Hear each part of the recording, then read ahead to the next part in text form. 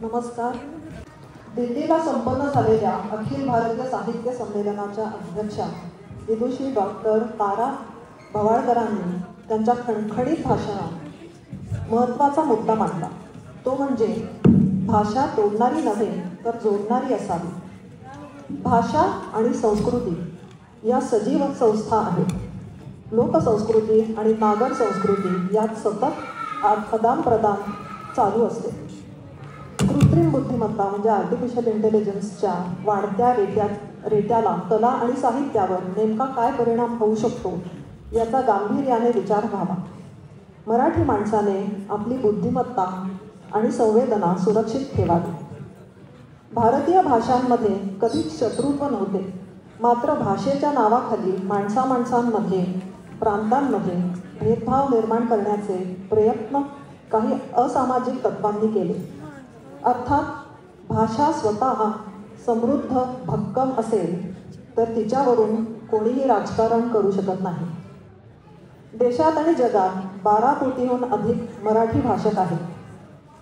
अनेक संमेलने आणि सभांमधून विद्वान मंडळी वैचारिक भाषणे करत असतात, जनतेचे प्रबोधन करत असतात.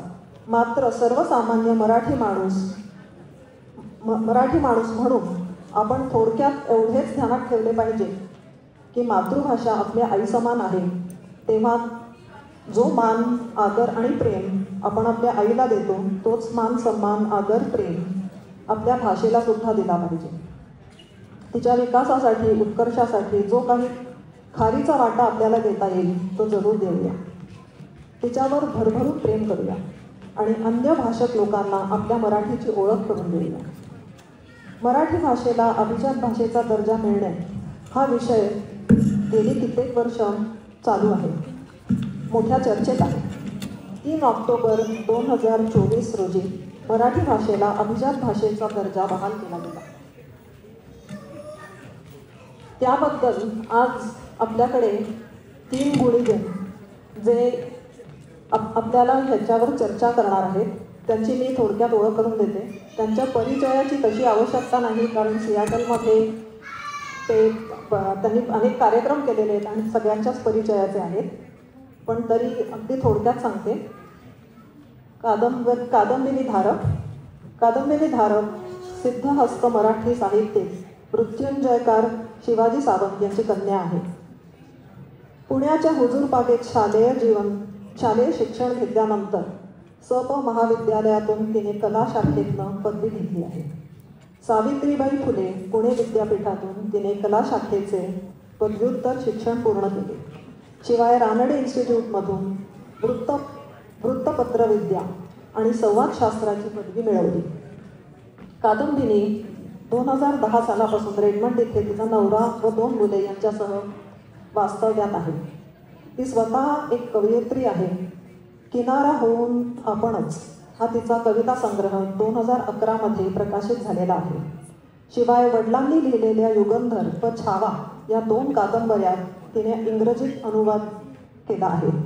युगंधरचा अनुवाद ॲमेझॉनवर उपलब्ध असून छावाचा अनुवाद लवकरच प्रकाशित होणार आहे.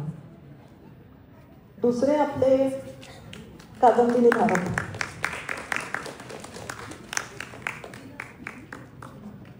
दुसरे पाहुणे आहेत राहुल तारांबळे. SMMशी मागील 12 वर्ष निगडीत आहेत. SMM ट्रेझरर आणि व्हाईस प्रेसिडेंट म्हणून मंडळात सक्रिय काम केलेले आहे. सध्या स्टारबक्सला टेक्नॉलॉजी डिपार्टमेंटमध्ये इंजिनिअरिंग लीड आहे.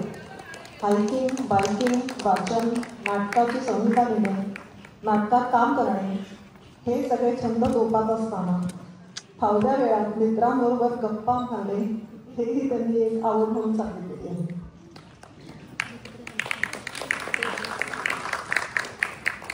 आपली तिसरी पाहुणे आहेत स्नेहल पिटके कुलकर्णी. 2009 पासून अमेरिकेत आहे. फार्मसीचे शिक्षण घेऊन सध्या क्लिनिकल रिसर्चमध्ये कार्यरत आहे. मराठी भाषा आणि मराठी साहित्य हा अतिशय जिव्हाळ्याचा विषय आहे. कविता अतिशय आवडतात. साहित्याची आणि भाषेची गोडी आईवडिलांमुळे लागली. दोघीही उत्तम कविता करतात. ते दोघेही निवेदन आणि कार्यक्रम करत त्यांचे बघून ती देखील निवेदन करायला शिकली. सियाटल आणि इतर शहरात नॉर्थ अमेरिकेत अनेक कार्यक्रमात तिने उत्तम निवेदन केले आहे. तर तुमच्या तिघांचं स्वागत आहे. आणि मला काही प्रश्न आहेत. तर मुळात अभिजात भाषा हा दर्जा मिळणे म्हणजे काय?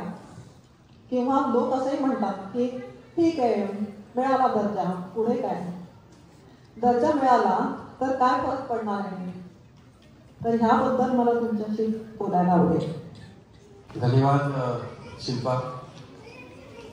तू विचारलेले प्रश्न आणि आजचा चर्चा हे त्याच्यात सगळे उत्तरं मिळणं अपेक्षित आहे. तर आपण सुरुवात करूया.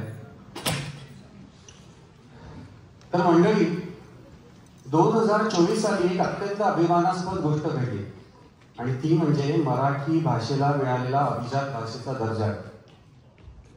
अभिजात भाषेचा दर्जा हे वाक्य वरकरणे अगदी सोपं आहे, पण ते अगदीच आणि तितकंच प्रभावी आहे.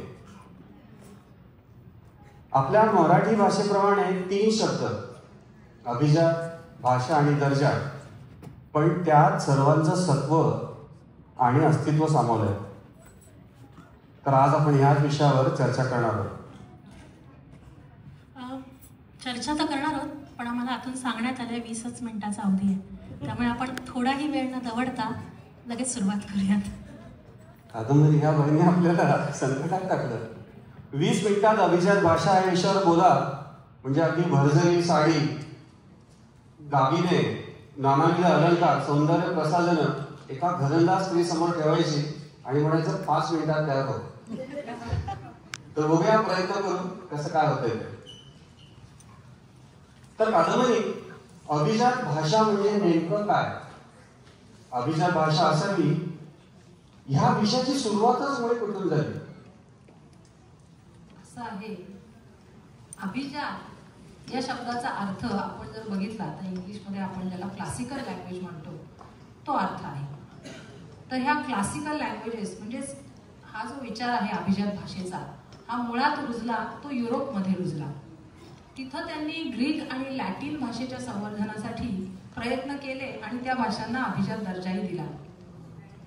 आणि युनेस्कोने सुद्धा ग्रीक आणि लॅटिन आणि संस्कृत या भाषांना क्लासिकल म्हणजेच अभिजात भाषा म्हणून मान्यता दिलेली आहे. 1999च्या नंतर भारतीय भाषांच्या संवर्धनासाठी भारतात प्रयत्न सुरू झाले आणि 2004च्या सुमाराला भारताच्या तत्कालीन गृहमंत्र्यांनी भारतीय भाषांना अभिजात भाषेचा दर्जा मिळावा म्हणून त्यांनी सांस्कृतिक मंडळाला तसे निर्देश दिले. पण हा दर्जा मिळवणं ही एक प्रक्रिया असावी लागते मला वाटतं, नाही का? आणि मग त्याच्यासाठी जे निकष असतील ते निकष काय होते किंवा अजूनही काय आहेत? बरोबर, ते आता दरवर्षी हा दर्जा देण्यात येतो, त्याच्यामुळे हे निकष पुढेही कंटिन्यू होतील आता. सो त्याचे मुख्य 4 निकष आहेत की सगळ्यात पहिलं म्हणजे भाषा प्राचीन असायला पाहिजे. किती जुनी असावी? तर साधारण 1500 ते 2000 वर्ष तरी जुनी हवी. त्यानंतर भाषेची मौलिकता आणि सलगता म्हणजे भाषेतलं साहित्य, की अनेक पिढ्यांमध्ये ही भाषा बोलणारे लोक असायला पाहिजेत आणि त्या भाषेमध्ये स्वतःचं साहित्य असायला पाहिजे.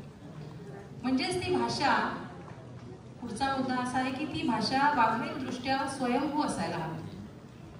त्या भाषेतली साहित्य निर्मिती म्हणजे त्या भाषेतली स्वयंनिर्मिती असायला पाहिजे. दुसऱ्या भाषेतून, कुठल्या भाषेतून उसनं घेतलेलं किंवा त्याचं नुसतं भाषांतर वगैरे केलेलं असं नाही, तर त्या भाषेतून स्वतः झालेली साहित्य निर्मिती असायला पाहिजे.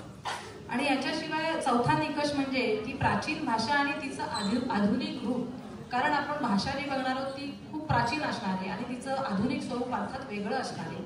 त्यामुळे ह्याच्यामध्ये ह्याला सगळ्याला जोडणारं दुवा आहे तो कसा आहे, तर त्याचं ते नातं पण आपल्याला स्पष्ट करता आलं पाहिजे. असे 4 निकष त्याच्यामध्ये आहेत. नक्कीच, म्हणजे हे निकष जेवढे महत्त्वाचे आहेत, पण मला असं वाटतं की या निकषांबरोबर हे निकष साध्य करण्यासाठी जे काही आव्हानं आली त्या आव्हानांबद्दलही थोडं सांगितलं असतं, कारण हे तसे निकष सिद्ध करणं तसं अवघड गेलं असेल, नाही का?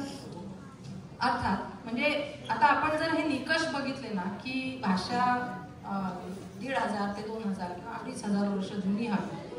तर आता हे कसं सिद्ध करणार, त्याचे पुरावे कुठे मिळवणार, कसे मिळवणार, आणि त्याच्याशिवाय समजा पुरावे मिळाले तरी हे इतकं प्राचीन आहे आणि इतकं स्वयंभू आहे, हे कसं सिद्ध करणार. म्हणजे आपण जे आता निकष बघितले तर थोडक्यात ते सगळे निकष हेच त्यातलं आव्हान आहे. म्हणजेच मराठी भाषा किंवा कुठली भाषा काळानुसार बदलत जाते, हेच एक आव्हान हे तर सगळ्यात मोठं आव्हान झालं ना. कारण ते सिद्ध करणं ती कशी बदलत गेली आणि आत्ताची भाषा जी आहे ती कशी आली, हे सिद्ध करणं हेच मोठं आव्हान. बरोबर. मग या सगळ्यासाठी विचार करताना आय थिंक मूळ प्रश्न हा येतो की मग मराठी भाषेची सुरुवात कुठून झाली असेल, तरच आपण त्याची प्राचीनता सिद्ध करू शकतो. तर त्याबद्दल काय सांगतो? बरोबर आहे.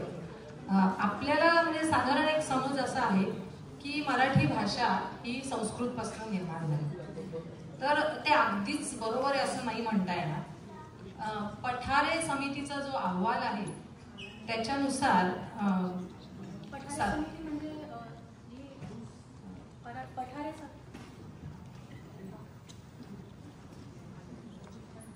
पठारे समिती म्हणजे अभिजात भाषा निर्मितीसाठी जी समिती निर्माण केली होती त्याचे अध्यक्ष रंगनाथ पठारे. बरोबर. तर वेदपूर्व काळात किंवा वैदिक काळामध्ये अनेक भाषांचे, बोली भाषांचे समूह होते, त्यांना विशिष्ट अशी नावं नव्हती. या सगळ्या बोली भाषांमधून उत्तरकालीन जी वैदिक भाषा होती त्या भाषेला पाणिनी ऋषींनी त्यांनी सूत्रबद्ध किंवा नियमबद्ध केलं आणि त्यातून संस्कृत भाषेचा उगम झाला. त्याच्यामध्ये पुढे अनेक विद्वानांनी साहित्य निर्मिती वगैरे केली, पण त्याच्याशिवाय इतर ज्या बोली भाषा होत्या त्या तशाच होत्या. त्यांचा एक समूह होता त्या बोली भाषांचा आणि लोक त्या भाषा बोलत होते. तर त्या सगळ्या एकत्र मिळून त्या प्राकृत भाषा म्हणून त्या ओळखल्या जायला लागल्या. पण हे अगदी बरोबर आहे. प्राकृत हा शब्द बघितला म्हणजे प्रकृती किंवा मूळ, म्हणजे एका अर्थाने हा अभिजातपणाच झाला. नक्कीच. बरोबर. मग नंतर पुढे त्याच्यात पूर्वेकडचे, पश्चिमेकडचे आणि दक्षिणेकडचे असेही प्रकार आले. त्याच्यामध्ये दक्षिणेकडची भाषा म्हणजे प्राकृत मराठी किंवा मरहट्टी असं तिला म्हटलं जायचं. तिला मग पुढं वाङ्मयीन स्वरूप आलं. म्हणजे एका अर्थाने बघायला गेलं तर मराठीची उत्पत्ती आणि अस्तित्व हे अगदी वेदपूर्व काळातलं आहे. नक्कीच. बरोबर. अगदी. तर अशा तऱ्हेने मराठीचं स्वरूप बदलत जाऊन पुढे 1212 मध्ये ज्ञानेश्वरी सारखा ग्रंथ आपल्या संत ज्ञानेश्वरांनी लिहिला. त्याला आपण म्हणजे ती प्राकृत मराठीच म्हणतो, पण आता आपल्याला ती सुद्धा भाषा आपल्याला समजत नाही, तीही भाषा आपल्याला अवघड वाटायला लागली. असो.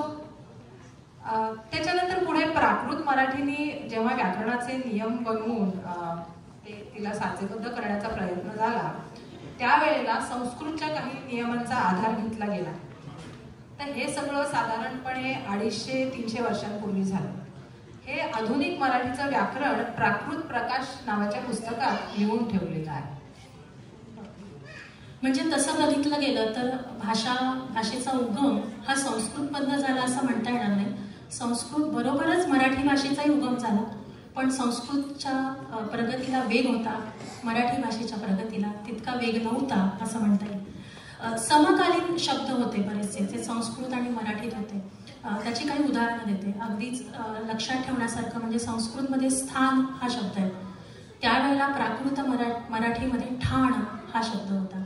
सो स्थान आणि ठाण हा शब्द अजूनही आहे मराठीत. आपण म्हणतो ना ठाण मांडून बसणे, तर तो शब्द प्राकृत मराठीत आला. दुसरा एक शब्द आहे शर्करा. शर्करा हा शब्द संस्कृतमध्ये आहे, त्याचं त्या काळचं प्राकृत मराठीतलं रूप होतं सक्करा, ज्याचं पुढे अपभ्रंश होऊन साखर असा शब्द तयार झाला. त्यामुळे या भाषा समकालीन होत्या, एकत्र नांदल्या, एकत्र वाढल्या. फक्त संस्कृतला गती होती हे मात्र नाही. पण त्यामुळेच संस्कृत ही मराठीची उगम आहे असं वाटू शकतं, ते काही चुकीचं नाही. पण ही म्हणजे कसं की ते प्राकृत त्याच्यातून मराठी देवाणघेवाण होती असं म्हणतात. बरोबर. आता पुढे काय झालं की स्थळ काळानुसार ती भाषा बदलत गेली. याच्यामध्ये अशा गोष्टी येतात की त्यावेळेला राजसत्तांचा एक भाषेवरती प्रभाव पडलेला आहे, हा एक प्रकार आहे. त्याच्याशिवाय भाषेचे उपप्रकार किंवा पोट प्रकार म्हणजे आपण ज्याला डायलेक्ट्स म्हणतो इंग्लिशमध्ये, ते पण आलेले आहेत त्याच्यावर. सो राजसत्तांचा प्रभाव म्हणजे साधारण 1250 पासून 1350 पर्यंत यादवी सत्ता जी होती, ज्या वेळेला आपण चक्रधर स्वामींचं लीळा चरित्र त्या काळातलं आहे. त्याच्यानंतर 1600 ते 1700 मध्ये म्हणजे त्या शतकामध्ये आपल्याला माहिती आहे शिवाजी महाराजांची सत्ता होती. त्यावेळेला तिथे फारसी भाषेचा खूप मोठा प्रभाव मराठीवरती होता आणि ते दैनंदिन भाषेमध्ये ते इतकं प्रचलित झालेलं होतं की मराठी भाषेला स्वतःचं अस्तित्व नसल्यासारखंच झालं होतं. ते शिवरायांच्या ते लक्षात आलं शिवाजी महाराजांच्या, आणि मग छत्रपती शिवाजी महाराजांनी रघुनाथपंत हणमंते म्हणून त्यांच्या दरबारी जे होते त्यांना सांगितला, राज्य व्यवहार कोश बनवायला सांगितला, ज्याच्यामध्ये मराठी भाषेच्या शुद्धीकरणासाठी त्यांनी जाणीवपूर्वक प्रयत्न केले आणि फारसीमधल्या त्या शब्दांना त्यांनी पर्यायी मराठी शब्द त्याच्यामध्ये दिलेले आहेत. सो शिवाजी महाराजांच्या काळामध्ये हा प्रयत्न झालेला आहे. त्याच्यानंतर पेशवाई किंवा पुढे मग इंग्रजांचं हे आलेलं आहे. तर पेशवाईच्या वेळेला साधारणपणे संस्कृत प्रचूर मराठी म्हणजे संस्कृतचा प्रभाव होता त्यावेळेला मराठीवरती, आणि त्या दृष्टीने पण म्हणजे तेव्हाची साहित्य निर्मिती पण तशीच त्याच्यावरती दिसतो तो संस्कृतचा प्रभाव. आणि अर्थात म्हणजे एक प्रकारे त्या ह्यानी ती भाषा समृद्ध पण होत गेलेली आहे.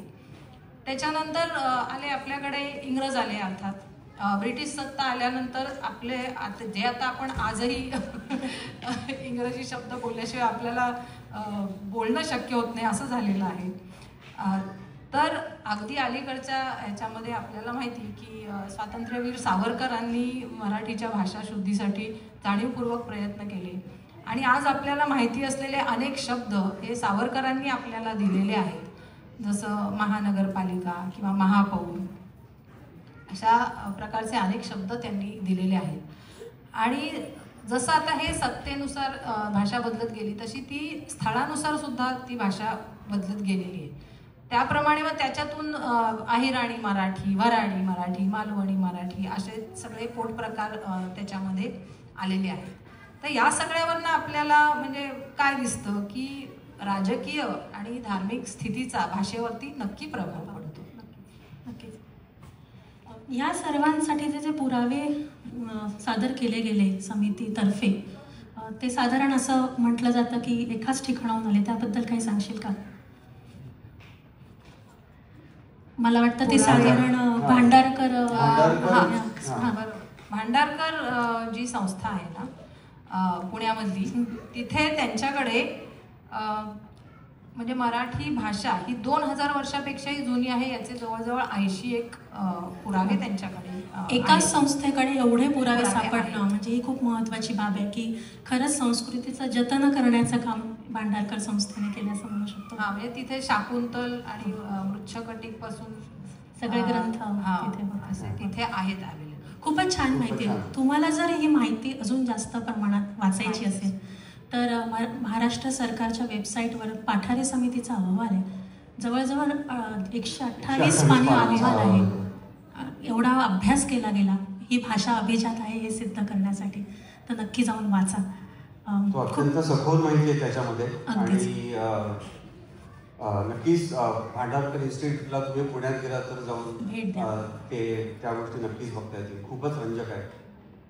वा, खूपच मस्त माहिती दिली कादंबरी. पण आता एक कळलं आपल्याला की भाषेचा उगम कसा झाला, त्याचा प्रवास साधारण 1,500-2,000 वर्ष कसा आहे, आणि प्राकृत संस्कृत याचं पण आपल्याला अंदाज आला. पण आता सरकारी प्रवासाबद्दल काहीतरी जाणून घ्या.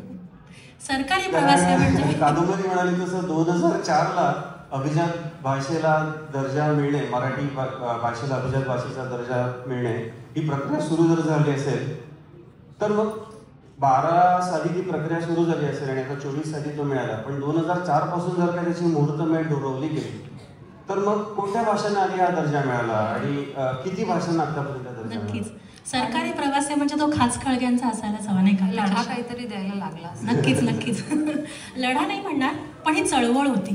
आणि कुठलंही हे मोठं काम होतं आणि ते कुठल्याही समस्यांशिवाय होणार नव्हतंच. म्हणजे समस्या तर होत्याच, पण इच्छाशक्ती महत्त्वाची असते. तर जेव्हा हा प्रकल्प सुरू झाला भारतामध्ये, तेव्हा 2004मध्ये तमिळ भाषेला सर्वप्रथम अभिजात भाषेचा दर्जा मिळाला. तमिळ भाषा ही संस्कृतपेक्षाही जुनी आहे, हे विशेष नमूद करण्यासारखी गोष्ट आहे. संस्कृत भाषेला 2005मध्ये मिळाला. कानडी म्हणजे कन्नड आणि तेलुगू भाषेला 2008मध्ये हा दर्जा मिळाला. 2013मध्ये मल्याळम भाषेला दर्जा मिळाला. 2014मध्ये उडिया भाषेला मिळाला. मी इथे जास्त मुद्दाम उडिया भाषेसाठी नमूद करते, कारण या भाषेसाठी जेव्हा अहवाल सादर करण्याची प्रक्रिया सुरू झाली, त्याच सुमारास मराठी भाषेचा अहवाल सादर करण्याची प्रक्रिया सुद्धा सुरू झाली. पण उडिया भाषेला खूप लवकर हा दर्जा मिळाला.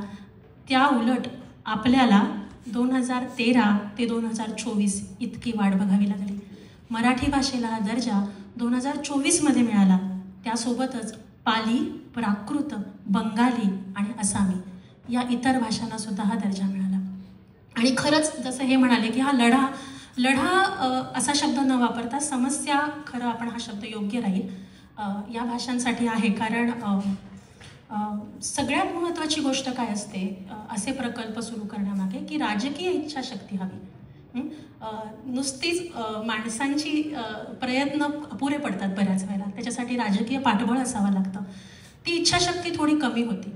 जागरूकता असायला हवी की ही मराठी ही माझी मातृभाषा आहे, तिच्यासाठी काहीतरी करावं हे लोकांना वाटलं पाहिजे. ही जागरूकता असायला हवी. काय ठीक आहे, भाषाच आहे, काय फरक पडतो, हा जो काही विचारांची दिशा आहे ती कमी होऊन योग्य दिशेने मार्गक्रमण व्हायला हवं. सो ह्या दोन गोष्टी महत्त्वाच्या होत्या, त्यातनं पुढे जाणं महत्त्वाचं होतं. म्हणून 10 जानेवारी 2012 रोजी या समितीचं गठन करण्यात आलं. म्हणजे 2004 साली याची सुरुवात झालेली आहे आणि ॲक्च्युली आपली जी समिती स्थापन झाली ती 2012 साली झाली. म्हणजे त्याच्यासाठी पण मध्ये 8 वर्ष गेली. मानसिकता बदलायला किती वेळ लागतो ह्याचं हे वस्तुनिष्ठ उदाहरण आहे. तर खरं आहे. अजूनही काही समस्या होत्या.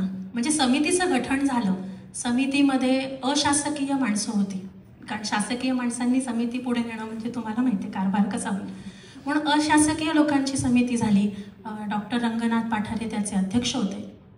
पण भाषा जुनी आहे, जसं तुम्ही निकषांबद्दल बोललो की भाषा ही 2500 वर्ष जुनी आहे, ही सिद्ध करण्यासाठी नुसतं भाषेवर प्रेम असून चालत नाही, भाषेची आवड असून चालत नाही, त्याच्या तांत्रिक गोष्टी माहिती पाहिजे, ते सिद्ध करता आलं पाहिजे. या समितीमध्ये कोणीही भाषा तज्ज्ञ नव्हतं आणि हा सगळ्यात मोठा मी म्हणेन की एक अडचण होती की याच्यात कोणीही भाषा तज्ज्ञ नव्हतं. आणि दुसरं महत्त्वाचं म्हणजे अनेक पुरावे आहेत, पण ते एकसंध करणं, त्यांना जोडणं आणि योग्य पद्धतीने त्याची मांडणी करणं ह्याच्यातही बराच वेळ गेला. सो या दोन खूप महत्त्वाच्या अडचणी आहेत या भाषेला पुढे नेण्यासाठी. हे असो, या सगळ्यातनं आपण बाहेर पडलो आणि मे 2013 रोजी आपण आपला पहिला अहवाल सरकारकडे सादर केला. अहवाल सादर केला 13ला आणि मान्यता मिळाली 24ला. कारण ह्याच्यामध्ये अजून पुढे 11 वर्षाचा प्रवास होता आणि ह्याच्यामध्ये त्यांचं जी काही म्हणजे बघण्याची, तो अहवाल वाचण्याची, त्याच्यावरच्या प्रक्रिया, ते सगळं आलंच. पण 2 निवडणुका आल्या आणि जिथे निवडणुका येतात तिथे काम थांबतं हे सगळ्यांना माहिती. सो त्याच्यामुळे सुद्धा 2024पर्यंत आपल्याला वाट बघायला लागली. शिवाय तो मला वाटतं अहवाल तो त्यांनी सादर केला तो मराठीत सादर केला होता. ते सांग ना जरा. बऱ्याच वेळेला आपण स्वतःहून अडचणी ओढावून घेतो ना, त्याच्यातलं हे उदाहरण आहे. एवढं काम केलं, इतकं व्यवस्थित पुरावे वगैरे गोळा केले, समितीला अहवाल सादर केलं, पण मुळात वाचलंच नाही ना की अहवाल इंग्रजीतनं सादर करायचा आहे. आपण मराठीतनं 128 पानी अहवाल लिहिला, सादर केला, केंद्र सरकारमधनं आलं की अहो अहवाल इंग्रजीतनं सादर करायचं आहे. पुन्हा कामाला सुरुवात झाली, भाषांतराला सुरुवात झाली, योग्य भाषांतर व्हावं म्हणून काम झालं. त्यात अजून काही मला वाटतं ते अविनाश पंडित यांनी केलं. त्यामुळे अनेक महिने पुढे भाषांतरातही गेले. अशा सगळ्या पद्धतीने आपण त्याला दिरंगाई केली.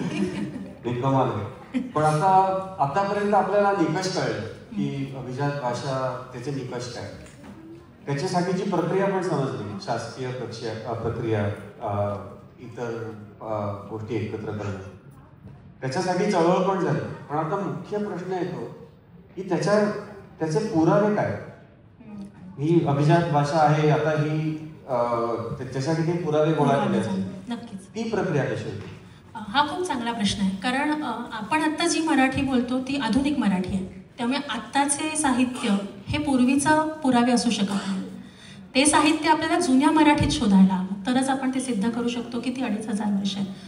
मग हे कसं करणार? तर मग मराठी भाषेचा प्रवास कसा झाला? जसं मगाशी कादंबरी म्हणाली की महारठ्ठी, मरहट्टी, महाराष्ट्री आणि मग मराठी मध्ये प्राकृत सुद्धा, असा तो सगळा भाषेचा प्रवास आहे. त्यामुळे ते साहित्य सुद्धा मराहट्टीमध्ये शोधलं गेलं.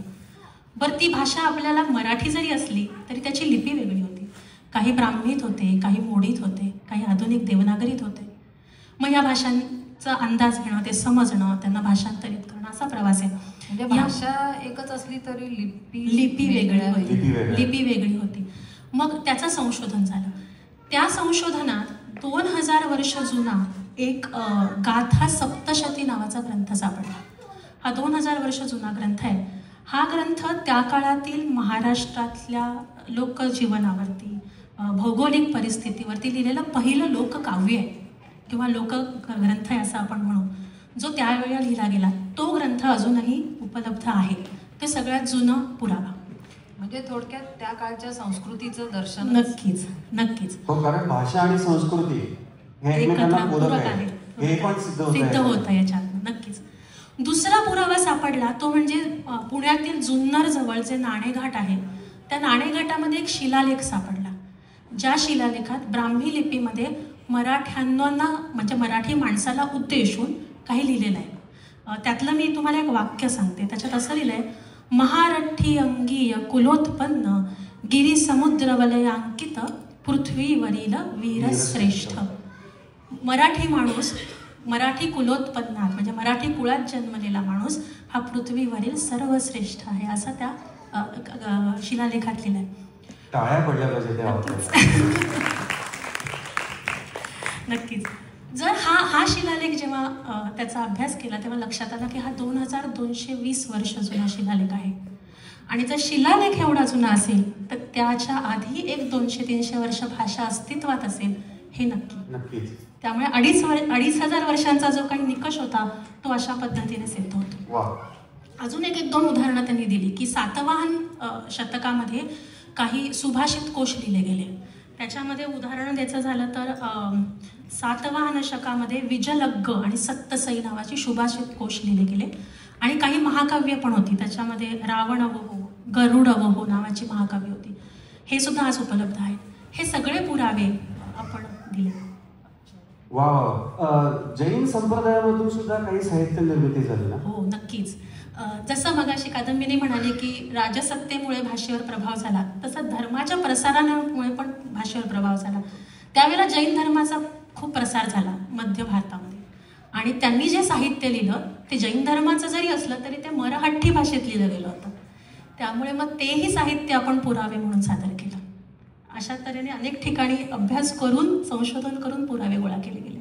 हे सगळं मराठीचं स्वतःचं साहित्य झालं. इथे कुठेही उसनं आपण कुठे घेतलेलं नाही.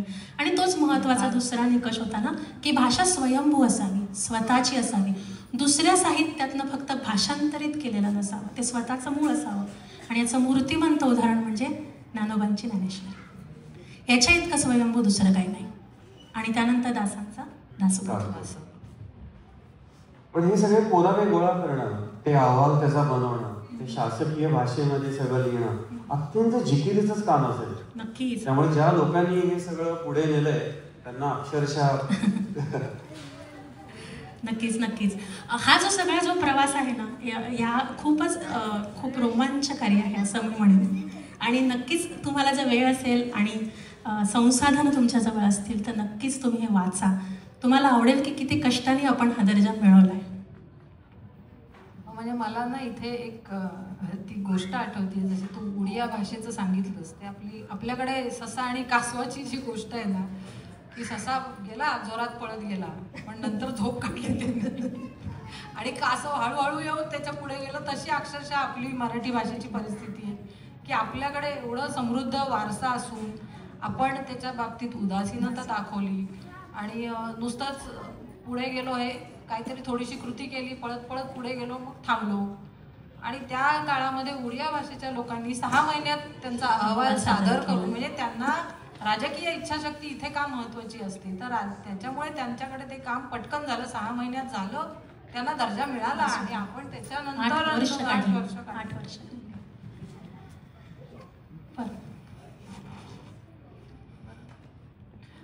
तर आता आपल्याला निकष तर समजले, पुरावे कसे मिळाले हे पण कळलं, पण हे सगळं झालं, पण आता इथून पुढे काय, या सगळ्याचा आपल्याला काय लाभ काय मिळेल आणि त्याचा प्रवास कसा असेल, तुला काय वाटतं राहुल? मला असं वाटतं की आता इथून पुढचा प्रवास ह्याच्या 2 गोष्टींमध्ये वर्गीकरण करता येईल. एक म्हणजे वस्तुनिष्ठता, की ऑब्जेक्टिव्हली काय आपल्याला मिळतं याच्यातून. दर्जा मिळाला, आता नक्की ठोस काय गोष्टी होऊ शकतील. तर त्याच्यासाठी थोडं मागे बघूयात की ज्या भाषांना दर्जा मिळाला त्यांचा काय फायदा झाला आतापर्यंत, त्यांना असं काय ठोस मिळालं. तर त्याचे काही लाभ जे मिळाले, तर 2016 साली सांस्कृतिक मंत्रालयाने असं सांगितलं की संस्कृत, तमिळ, कन्नड, तेलुगू या भाषांसाठी काही संस्था उभारल्या गेल्या. तसं त्या भाषांमधल्या प्रकल्पांना पाठबळ देण्यासाठी आर्थिक तरतूद सुद्धा करण्यात आली. त्या प्रत्येक भाषेसाठी दरवर्षी काही कोटी रुपये दिले गेले संवर्धनासाठी. तर हे बघता नक्कीच हा एक निश्चित लाभ आपल्याला मराठी भाषेला दर्जा मिळाल्यानंतर मिळू शकेल. त्यानंतर असं होतं की भारत सरकारने दरवर्षी 2 राष्ट्रीय पुरस्कारांची घोषणा केली. ते कोणाला मिळतात, तर अभिजित भाषेच्या अभ्यासकांना ते दिले जातात. ते 2 निवडतात आणि त्यांना पुरस्कार दिले जातात. आता आपल्या मराठीला अभिजात भाषेचा दर्जा मिळाला म्हणजे आता तिचं पण अध्ययन होईल आणि आपल्या लोकांना सुद्धा, किंवा जे कोणी मराठीच नाही अमराठी सुद्धा जे लोक याचा अभ्यास करतील त्यांना राष्ट्रीय पुरस्कार मिळेल. त्याच्यामुळे भाषा शिकली जाईल, भाषा नक्कीच पुढे जाईल. आता गव्हर्नमेंटने काय केलं, अजून भारत सरकारने अभिजात भाषेचा एक अध्ययन कक्ष असेल असं सांगण्यात आलं. अनेक क्षेत्रामध्ये रोजगार निर्मिती होईल. महाराष्ट्र शासनाच्या बद्दल बोलायचं झालं तर जवळजवळ सगळ्या 450 विद्यापीठांमध्ये मराठी शिकण्याची सोय आता इथून होणार आहे. पुढे प्राचीन ग्रंथ अनुवादित होतील मराठीमध्ये. महाराष्ट्रातल्या सगळ्या जवळजवळ 12,000 ग्रंथालयांना सशक्तीकरण त्याचं करता येईल, कारण आता सरकार मान्यता आहे, निधी सुरू होईल त्याच्यामध्ये. तर अशा अनेक उत्कर्षासाठी काम करणाऱ्या संस्था, व्यक्ती ह्या सगळ्यांना आता भरीव मदत मिळणं शक्य होऊ शकेल. हा एक नक्कीच एक वस्तुनिष्ठ भाग आहे त्याच्यामध्ये. बरं, भारतातच नाही, भारताच्या बाहेर सुद्धा ज्या काही संस्था असतील जिथे भारतीय भाषा शिकण्याची एक चळवळ सुरू होईल, आवड सुरू होईल, त्याच्यामध्ये आता भारतीय क्लासिकल लँग्वेज कोणती, अभिजात भाषा कोणती, मराठी, तर ती पण शिकण्याची सोय. एका अर्थाने रोजगार निर्मिती होईलच, पण त्याहीपेक्षा विशेष म्हणजे भाषा प्रसार आता सुरू होईल जागतिक पातळीवर. आणि तेच महत्वाचं आहे ना, भाषेचा नुसता अभ्यास होणं महत्वाचं नाही, त्याचा प्रसारही व्हायला हवा. आणि अजून मला असं वाटतं स्वतःला की अभिजात भाषा आहे, अभिजात भाषा आपण आता शिकणार, भविष्यातले आताचे विद्यार्थी भविष्यामधले उत्तम साहित्यिक होऊ शकतील. कारण आता त्यांना सगळं वाचन, सगळं त्याचा इतिहास, त्याच्या सगळ्या ग्रंथरचना याचा व्यवस्थित अभ्यास केल्यामुळे हे सगळे आजचे विद्यार्थी उद्याचे उत्तम साहित्यिक होतील आणि अतिशय दर्जेदार साहित्य निर्माण करू शकतील. नक्कीच. पण एक प्रश्न राहून असं वाटतं की अभिजात भाषेचा दर्जा मिळाला नसता तरीही हे काम थांबलं असतं का? म्हणजे फक्त दर्जा मिळाला म्हणूनच भाषेचा प्रसार होतो असं नाही, दर्जा नसता मिळाला तरी झालाच असता ना, असं लोकांना वाटू शकतं. आणि असंही वाटू शकतं की मग ही दमदाटी करून शिकणं खरंच आवश्यक आहे का? नाही, हा प्रश्न योग्य आहे. म्हणजे लोकांना असं वाटणं योग्य आहे की नसता मिळाला दर्जा तर का आम्ही मराठी शिकणार नाही का? ठीक आहे, एका दृष्टिकोनातून हा प्रश्न योग्य आहे, पण थोडा निराशावादी. मिळालाय, आता ही सगळी मदत मिळणार आहे, आपल्याला ही सगळ्या गोष्टी पुढे घेऊन जायच्या आहेत, तर आता ह्याच्यातून काय करता येईल हा एक त्याचा विचार झाला. आणि मगाशी कादंबरी म्हणाली ना की लढा द्यावा लागला का? आता तर तो लढा खऱ्या अर्थाने सुरू होणार आहे. आणि हा लढा कोणाशी नाही बरं का, हा स्वतःशीच लढा आहे. सगळ्यात महत्वाचं म्हणजे ह्याच्यातून मानसिकता आपली बदलणं हा सगळ्यात मोठा लढा असेल.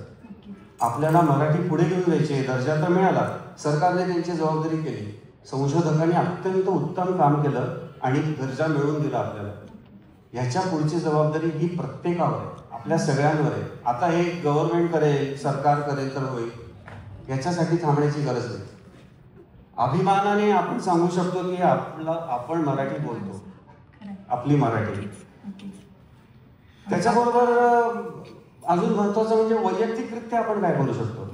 हे तर झालं, सरकारने त्यांचं काम केलं, आपण या गोष्टी पुढे घेऊन जाऊ. वैयक्तिकरित्या आपण काय करू शकतो याच्यामध्ये सगळ्यात चांगलं म्हणजे मराठी बद्दल जागरूकता, त्याचे प्रयत्न आपण स्वतः करू शकतो. आपल्या घरामध्ये मराठी बोलायला हवं आणि अगदी अभिमानाने मराठी बोलायला हवं. हा सगळ्यात महत्वाचा मुद्दा. कारण अरे आपली अभिजात भाषा आहे, आपण नाही बोलणार तर काय. हा आता आनंदाने आणि अगदी गर्वाने आपण मराठी बोलू घरामध्ये. अजून एक छोटासा विचार म्हणजे आपल्यासारख्या लोकांसाठी जे इथे आहे किंवा आता भारतात सुद्धा रोज किमान 1 ते 2 वेगळ्या मराठी शब्दांची मैत्री जमवायची. नवीन नवीन शब्द शोधून काढायचे. घरामध्ये बसता बसता जेवताना एकत्र गप्पा मारताना छान मैत्री केली तर तसा एक प्रचार होऊ शकतो. चांगली कल्पना. आणि अजून म्हणजे आपण मगाशी जसं म्हटलं की भाषा आणि संस्कृती एकमेकांना पूरक आहे. भाषा टिकली, संस्कृती टिकली. संस्कृतीचं संवर्धन झालं, भाषा वाढली, परस्पर समान. त्यामुळे आता आपले सगळे मराठी सण समारंभ उत्सव याचा अर्थ समजून घेऊन अगदी जोमाने साजरे करायचे. नक्कीच आपल्या मुलांना हाच प्रश्न पडलेला असतो ना. नक्कीच म्हणजे आता गणपतीच्या वेळेला आपण आरती म्हणतो किंवा दिवाळीमध्ये सुद्धा आपण प्रार्थना करतो, श्लोक म्हणतो, स्तोत्र म्हणतो. हे सगळ्याचं म्हणजे हे मी का करायचं, कशासाठी करायचं, ते ही पालकांची जबाबदारी आहे की त्यांना अर्थ समजावून सांगणं. तर ती मुलं त्याच्यामध्ये जाणीवपूर्वक त्याच्यात भाग घेऊन त्यांना त्याच्यामध्ये आवड निर्माण होईल. नक्कीच हे आपलं दायित्व आहे. आता इथून पुढे सरकारने त्यांचं काम केलं, आता आपल्याला स्वतःच्या पातळीवर कामाला सुरुवात करायची. आणि आपण स्वतःपुरतं जरी काम केलं तरी अनेक कोटी भारतीय मराठी माणसांचा पुढे मराठी संवर्धनासाठी हातभार लागू शकतो.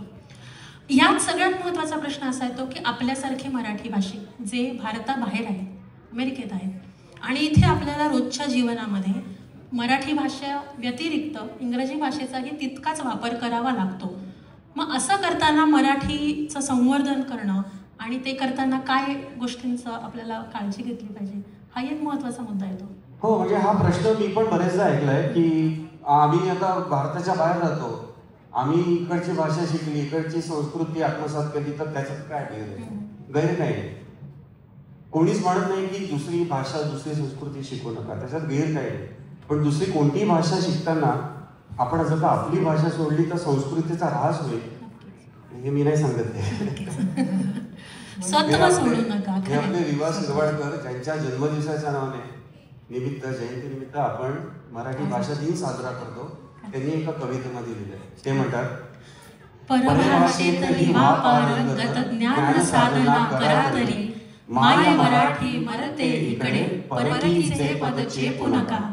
भाषा मरता देशही मरतो, संस्कृतीचाही दिवा विझे. गुलाम भाषिक होऊन आपुल्या प्रगतीचे शिर कापू नका. प्रगतीचे.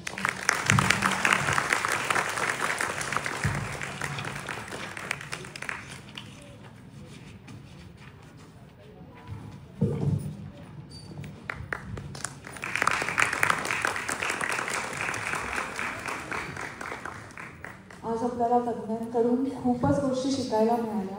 मुळात इतिहासात जाऊन आपण जे मुद्दे आपल्याला कळले ते फारच महत्त्वाचे होते. आणि आज मला कळलं अभिजात भाषेचा मला काय फायदा होईल किंवा पुढच्या पिढीला काय फायदा होईल. त्यामुळे थँक्यू सो मच. मी शिल्पाला विनंती करते आलेल्या पाहुण्यांचं तुम्ही मानवंदना करू शकता. एक छोटीशी आठवण की आयटम महाराष्ट्र मंडळ.